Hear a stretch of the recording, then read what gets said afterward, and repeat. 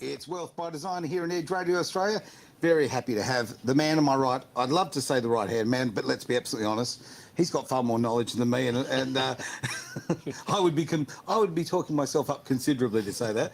Great to see you. Wealth by Design, it's Jeff Bowman. Well done, Aaron. Thank you so much. And yes, here we are again, the Money Show. Yeah, you know, I don't know if I want to do this show because that shirt, I've never had competition like this. Well, it was, come on.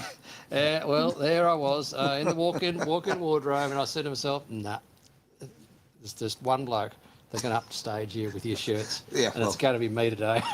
I'm normally a very competitive person. I didn't even give it a go. I can't compete with that. You know when you're beaten. Yeah, I know. I know. Well, I'm glad you recognise this, and it's one to me in the Leary shirt department. Okay, we'll have to start a ledger. We'll make it work. Actually, you know what? We need a ledger. We might have the right guy for it on this one.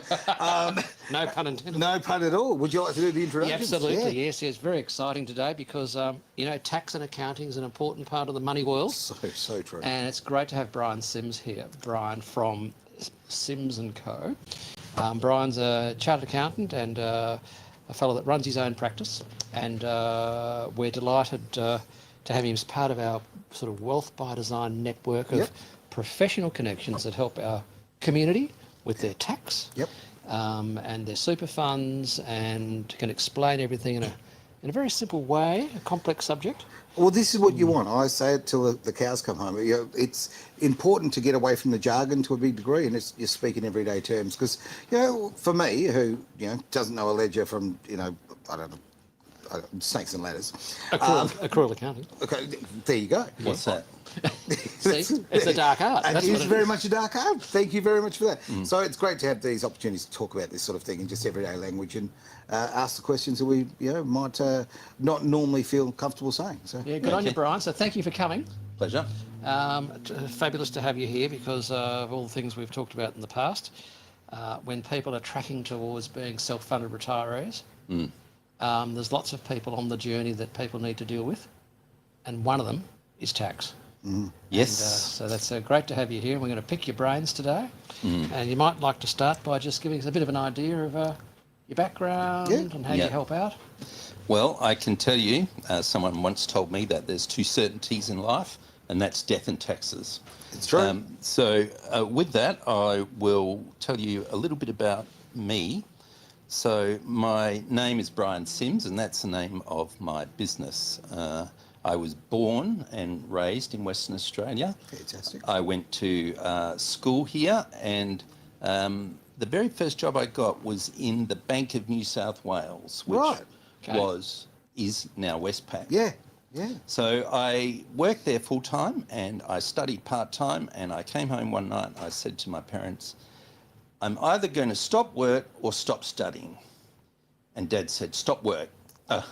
Really? Stop studying. Yeah. Do work. And Mum said, let's have a think about this. And in the morning, they came to me and said, "We'll let you go to university." How nice of them. Yeah, well, Mum won the argument, as she always did. Yeah, that was the whole sleeping on it thing. Gotcha. Yeah, and there were conditions put on it. So they said, "We'll support you for as long as you don't fail, you pay your own entertainment costs, and you pay your own motor vehicle costs." Okay. I said, "I'll take that." Yeah. And with that, I finished off my degree and I became an accountant.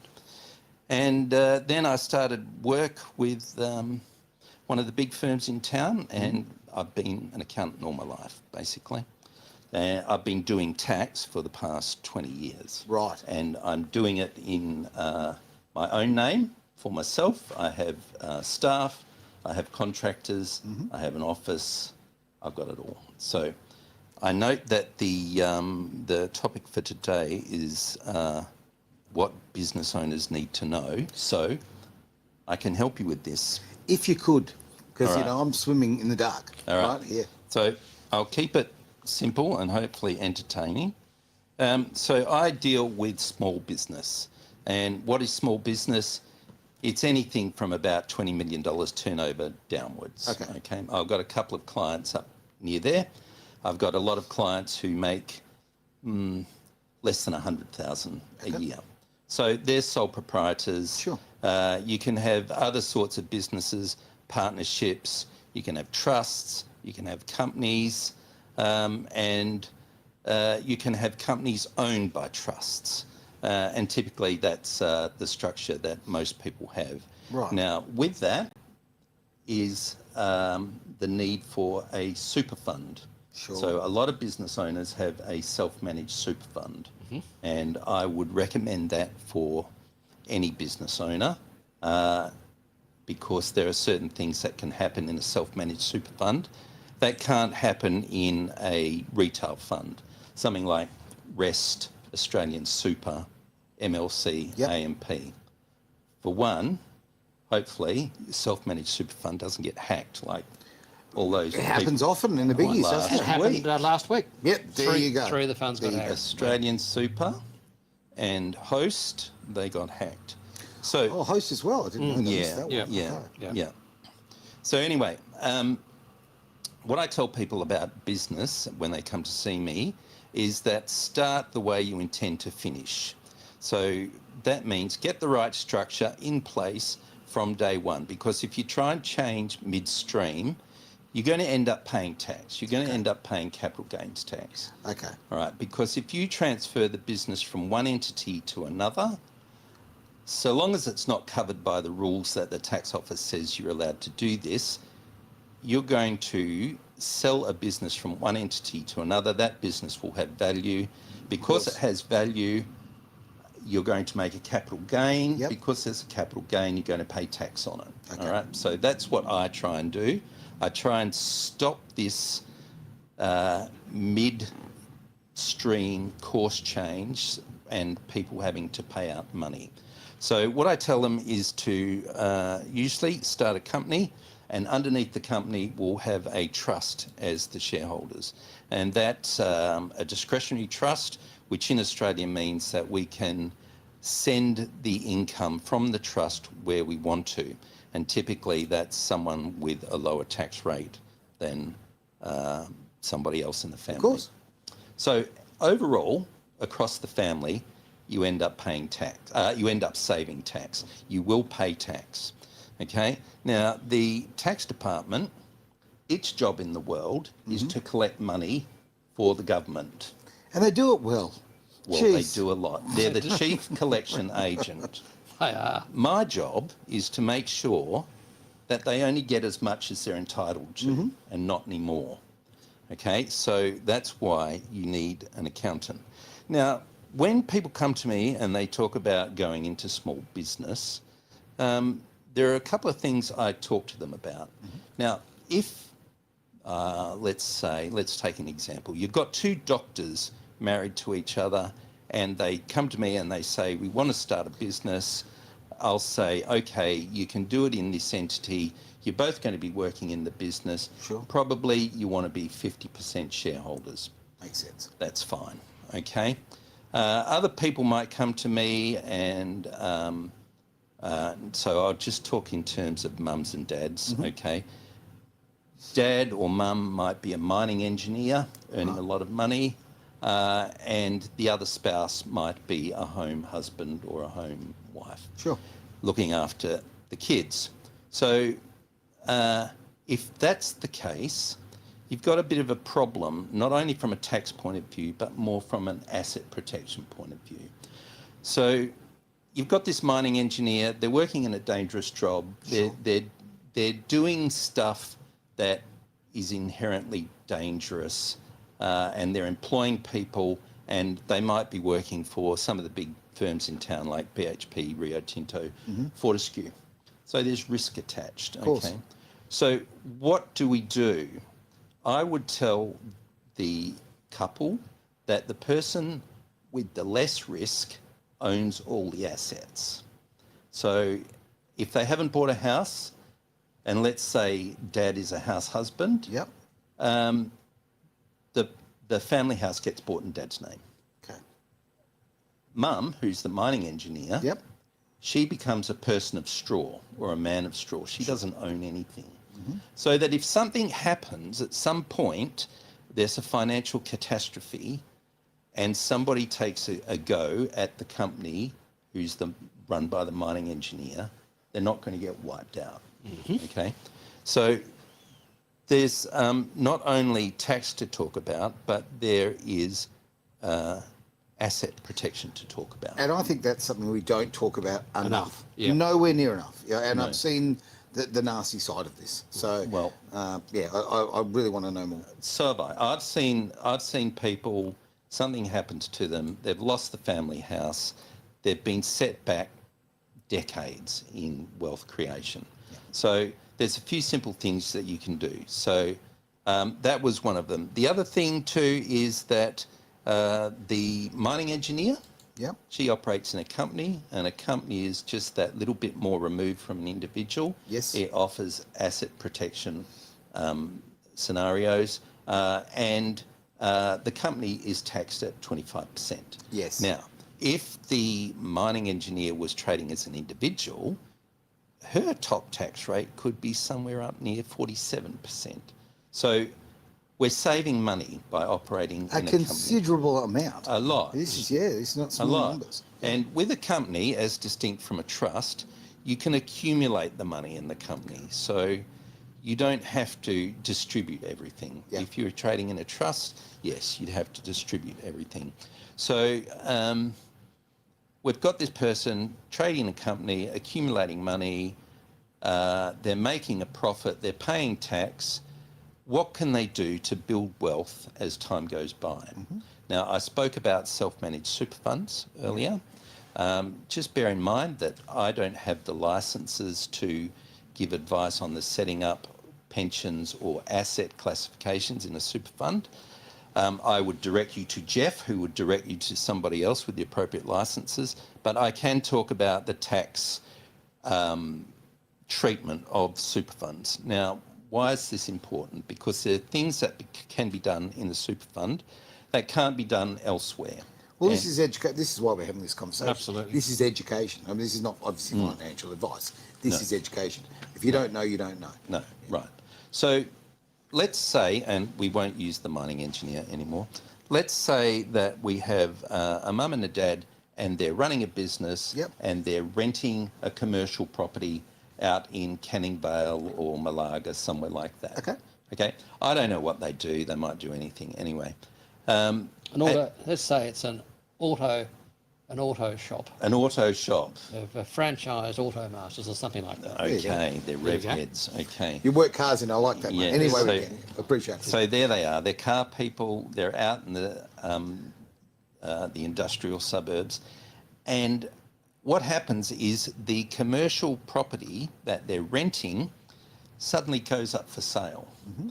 Now, there's two things that can happen. One, they can buy it. Yep. Or two, they move out when it gets sold. Or actually, three, they continue to rent from the new person. Sure.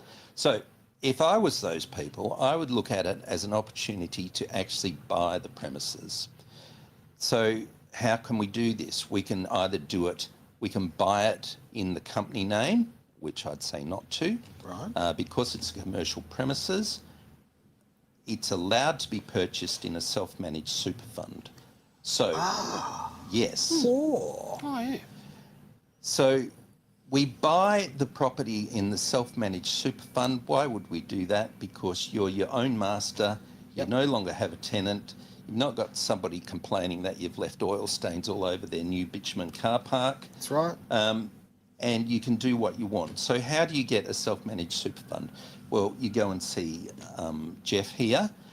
When it's all finally set up, you have the super that you've accumulated in other super funds like REST, MLC, AMP, Bankers Trust, whatever.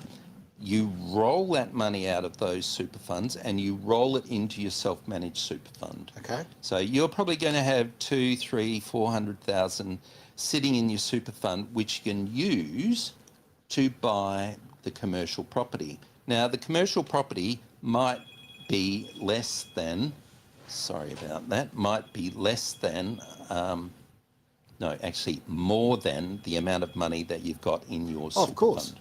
Yeah. So what do? The only way that you can purchase that business or that building is that you've got to borrow money. Of course. And In the super fund, right? In a self-managed super fund, Yeah. you can borrow money. If you were in a super fund like Rest or MLC or somebody Sure. like that, you wouldn't be able to do it. Okay, so you borrow money. There are certain loan to value ratios that you've got to abide by, Of course. and the lenders will tell you that. Last time I looked, it was like a 30% deposit and a 70% lend. And you've got your super fund owning your property. And how does the super fund make money? Well, it receives the rent Yes. from the business that's occupying the property, and it's paying all the holding costs of the property. Mm-hmm. And hopefully after that there's a profit left over. As well, the money that is being paid to the employees, hopefully mum and dad, they're paying themselves a wage. Yep. The super fund, the SGC, super guarantee, gets paid into the super fund. So you're accumulating money and you're accumulating Sure. assets in this super fund, and you look after it, okay? Whereas in other super funds, you don't look after it. Right now, with the way things have happened in the past couple of days with Donald Trump, bless his cotton socks, people are losing money in their super funds. You know, people are down 20,000, 100,000 because they're fully invested in shares. The shares have taken a dive. Okay. Not only can you own a commercial property in a super fund, you can also buy a residential property in a super fund. Okay. It's not like the typical negative gearing scenario. You have to make sure that there's enough money in the super fund to cover any losses that this residential property is making. All right. Okay. So there's two things you can do in a super fund that you can't do in a normal super fund. The other thing you can do in a self-managed super fund, obviously, is you can buy shares. You can buy all sorts of things. You can even, and I have clients who do this, they can put collectibles in their self-managed super fund. Okay. Yeah. So being a car man. Tell us So- about collectibles. Yes, definitely. Okay. So, Aaron, let's say you know where there's a Phase 3 351 Falcon from 1975. I do actually. Funny One of enough. those You got it, ones yeah. with the numbers 1 to 300 Yes. on it. Yep. And for the listeners, there was only 300 made, so they could go in Bathurst and they're worth a whole bunch of money. $1 million. They're sitting about 750 now. Are they? They were 5,350 new. Right. There you go. So there you go, So- $750,000. Yeah. So Wow. let's say some years ago you created your self-managed super fund Yep. and you found one of these cars and you purchased it within the super fund. Right. You've made a lot of money. No doubt Right. about it. When you go to sell that car, if you sell it prior to your retirement age, the super fund will be taxed at 15%. If you sell it after retirement, there'll be no tax. Okay? Huge difference. If you bought that car in your own name Oh, as a collectible, yep. and then you sold it, you'd be liable for tax on the profit. At what, about half, really? About Yeah, 50%, yeah. 50%. All right. It's So- such a big difference. Well, yes. Now, the thing about having collectibles in super funds is they're difficult to manage. Okay, in what And the respect? tax department puts up with it, Okay. but they make you, one, value the item every year, which can be difficult. Mm-hmm. Two, you have to insure it. And three, you're not allowed to enjoy the benefits of it. So you can't take that car for a drive. Oh, okay. You've got to put that car in a garage, Yep. which is air conditioned, or you might put it in the York Motor Museum. Okay? You've just explained something to me, because I used to know Peter Champion, for argument's sake. I used to know Pete, and he was the man who had the Brock Museum, okay, and owned all Brocky's cars. What a wonderful fellow, by the way. Okay. And you know, he had the last of the big bangers, which is worth about $1.2 million, and he's got all of these, and they had to be in the museum, and I did never until this day, because he actually said to me, "I wish I could actually take these out and enjoy them." and I didn't actually push him on the conversation. Now I know why. Now you know why. Wow. So you couldn't buy a Mona Lisa and hang it on your dining room wall in your super fund. Right. Well, you couldn't buy a Mona Lisa anyway, No. but I don't know, Hans Heissen, Pro Heart, whatever. You couldn't hang it on the dining room wall because you would be enjoying the benefit of that asset. Okay. Not allowed to do it. It's weird, I know, not allowed to do it, okay? Tax is weird. I know, it is. So what did I say? You've got to insure it, you've got to house it, you're not allowed to enjoy the benefit. Other sorts of collectibles that you can put in your super fund. I had a lady with diamonds, I've got people with gold bars, I've got people with silver bars, I've got people with vintage motorcycles. Sure. Vintage motorcycles are really hard to value can and it imagine. causes a few problems. Right. You're not allowed to take them for a ride. The tax department would prefer that you didn't have those in your super fund. What they would like is that you have shares that they understand, they get paid a dividend, the dividend goes into the super fund, so on and so forth. Do you It's know what much I'm easier. hearing more than anything in my eyes, is the fact that it's all about how you structure anything, all right? It's where you put them. And we're talking about the same amount of money. It's not like we're saying, oh, you do this and you're going to make a lot more money here, yada, yada, yada. No, it's not like that. It's the same amount of money. You're putting into into your self-managed super, you're putting into assets. Those things are all very beneficial to you. And I think a lot of people think that to make more money, you've got to make more money. You don't. Right? You just need to be clever about it. That's right. You've got to put it in the right spot. Just on that, I'll give you an example. So I've got a mum and a dad, right? Mm-hmm. And Not unusual, by the way. Yeah. so they're my clients. Okay. And 15 years ago, they've purchased a house in Vic Park on a subdividable block, Right. and they paid $300,000. Okay, right? And they go to sell it because they're nearing retirement and they want some money because daughter's getting married and 300 people are coming. Okay. It's a big And wedding. daughter wants help with the deposit on the house, okay? This is the example. So mum and dad think, what can we do? I know, we'll sell one of our houses. So they bought the house in dual names. Yep. They've paid down the mortgage entirely. They bought it for $300,000. They've sold it for $800,000. Okay, here's the thing. During their lifetime, they've bought other rental properties because every 3 years, the value of the house has gone up. Sure. And the value of the house they live in has gone up, and they've gone to their friendly bank manager and said, we'd like to buy another rental property. And the friendly bank manager said, yes, not a problem, I can help you. I can use the equity in your own home and your existing rental property as the deposit on the second rental property. They said, good, let's do that. So they've got two rental properties. Then 3 years later, they go, we can do this again. And they get 3 rental properties. And the bank manager says, yeah, not a problem. Now, as with all investments, some go up, some go down, some don't do anything. So they go to sell their rental property and they've made $500,000. Right. So they're rubbing their hands together. They Sure. think they're going to get 500 grand in the hand.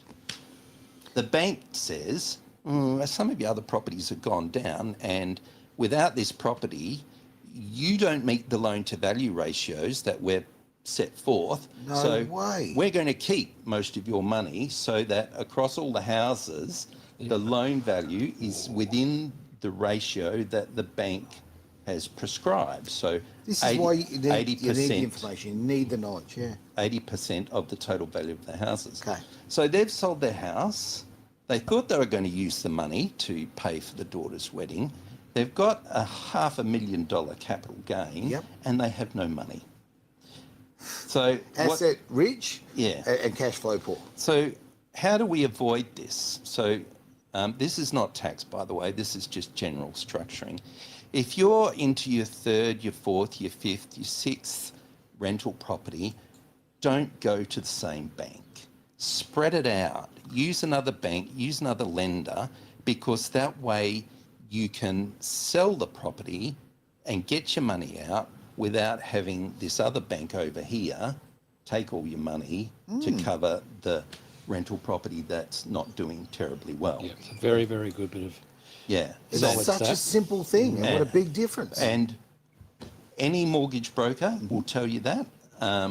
But for those people that like to do things on their own, they go down to the bank, they're friendly with the bank manager. The bank manager's not going to tell them that this is a potential outcome. I'd never heard it before. And So there you the go. reason why they can do that is because in any mortgage document, there's this thing called an all monies clause, which basically means that if you owe the bank money apart from mortgages or stuff like that, if money comes in, they can take it. Yes. All right. Now, let's compare this with a self-managed super fund, and you're buying a property in a self-managed super fund. The lending or the security is restricted to the asset. So if you sell the house and it doesn't pay for the mortgage on the house, they can't go and raid the rest of your super fund. That's important. Yes. Very, very important. It is. Yeah. And there are rules around it, but essentially that's it, okay? So what does poor mum and dad do with a $500,000 tax bill? They come and see me, okay? Right. Yep. So here's the simple maths of it. They've got a $500,000 property. They've got no money. Because they've owned it for 15 years, Yep. they get this thing called a general discount. So Okay. the tax department give them 50% of the profit tax-free. So we're down to 250,000 that I've got to distribute somewhere. So what do? I look on the title to see who owns the property. Now, the title is held tenants in common, which means mum and dad each get 50% of the profit. Okay. Okay, so dad suddenly got 125,000 in his tax return of extra income, and mum's got 125,000 in her tax return of extra income. Dad's on 47% tax rate. We're just watching it disappear. He's going to lose half in tax. Mum, she might be on, 30%, somewhere up there. She's not going to lose as much. Right. So what can they do? There's one thing they can do, and it depends on how much super they've put into their super fund over the past 5 years. If they can find the money, and it might mean that they have to go and remortgage the house and get a redraw on their house, they can then make a contribution to their self-managed super fund or any other super fund for the under contributions for the past 5 years. Okay? The catch-up provisions. A catch-up provision. Yep. So if any of the people out there haven't made any contributions to their super fund for the past 5 years, I worked it out this morning, you could put in $137,500. Okay? So these people in this example with $125,000 extra income in their tax returns, they could put in $125,000 each to net out this extra income. So the income is offset by this deduction. Okay, you can only do it once because you've used up most of your under contributions, but it fixes a problem. So what that means is all of a sudden your super fund's got $500,000 and it's taxed at 15% going in. What do you do with the $500,000? You go and see Jeff, and Jeff will put you onto somebody who can tell you what to do, or he could make a few suggestions himself. But what we've done is essentially roll the profit out of the rental property into your super fund. Yeah. Yeah. And the massive tax advantage of that. Yeah. Right. Yeah. So we're going to talk about small business. A lot of people in small business, they don't put any money into super fund simply because there's not the cash flow. And what happens is 15 years later, they go to sell the business and potentially they've got this huge capital gain. Yep. So the tax department know this and they've made allowances. So Under the small business rules, and you're a small business if you've got turnover of less than $10 million and net assets of less than $6 million, Okay. there are special provisions whereby the sale of your business is capital gains tax free. Okay. So if you've held the business for more than 15 years and you sell the business, you may be able to avail yourself of this capital gains tax free exemption. All right? So you get your money tax free. Yeah. Wonderful. If you're less than 60 and you use that provision in the Tax Act, you've got to put it in your super fund. Yeah. So you roll into your super fund. And you don't have access to your 67 or self-managed at 60, correct? Well, okay, the rules are this. If you retire at 60 and properly retire, Yep. yes, you can have access Okay. to it. Old age pension, 67. Yes, that's kind of my point. Yeah. that's When what you I'm get to, it might be 67 now, but I thought it was 65. 67. You can just take the money out of your super fund, all right? Yeah. So it's probably changed. I mean, to my mind, it's better to put yourself in a situation where we're working towards the number 60, to be honest with you, and forgetting about the 67. Yeah. Okay, But to you- being independent and actually Yeah, having well, financial... you'd be surprised strength how that way. many people can't retire at 60. Yeah. There's a lot of people, and there's a lot of people can't retire at 65.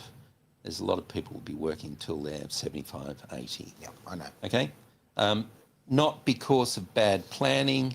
There may have been some financial disaster that happened to them during their life, which they're only just recovering from. Divorce is a good way to be turn Yeah. turn $1 into 50 cents. That's right.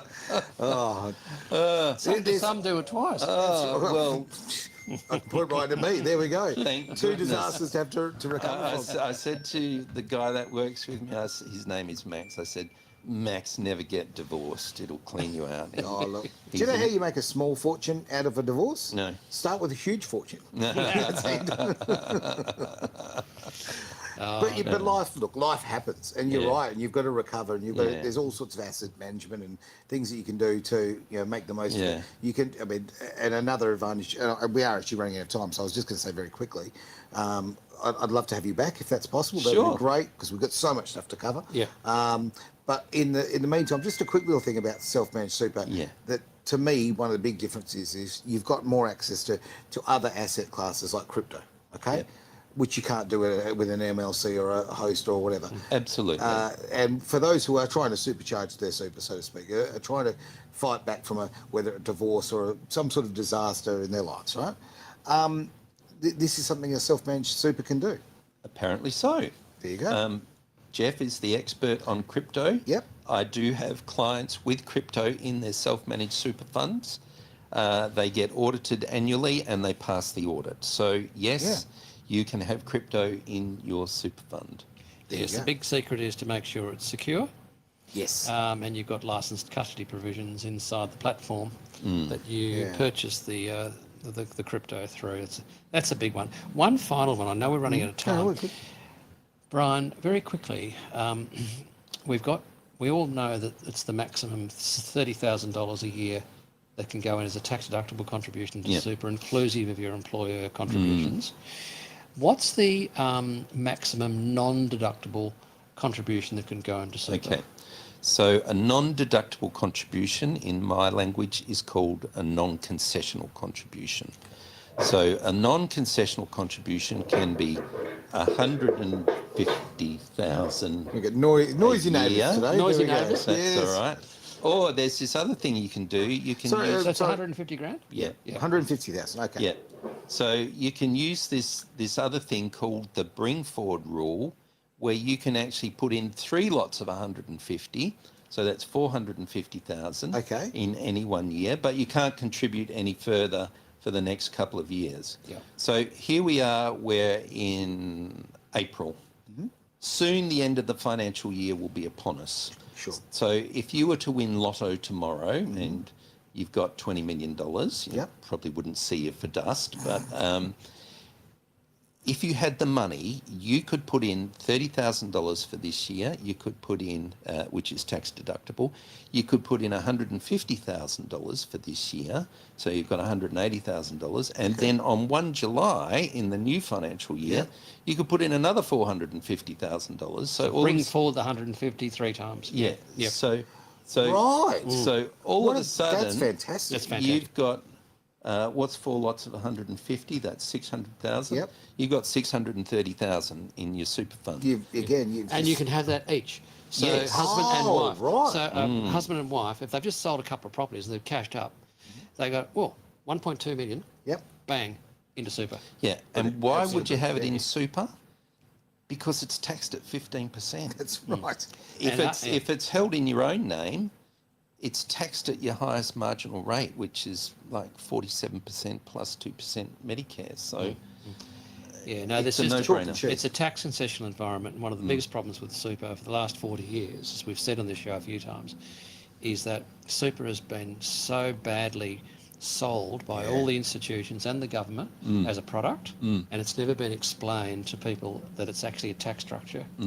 And that's just where people like you, Brian, are so valuable, because you can support people like myself and all our clients when it comes to the reality of the fact that it is a tax structure, and accountants are tax people. And 100%. You know, I mean, it goes to it's 1.9 million each now. It goes to 2 million on the 1st of July this year. So, so the reality is, mum and dad can have 2 million each in super before they pay a 15% tax on the earnings over and above 2 million each. So 4 million the family can have in super. You work so hard all your life, right? We all work very, very hard, and we're trying to build assets for our retirement, right? Let's do this in the most efficient possible way. And quite frankly, you deserve that. The bonus, if you like, of a lower taxation rate for the fact that you've worked hard and you've built a nest egg.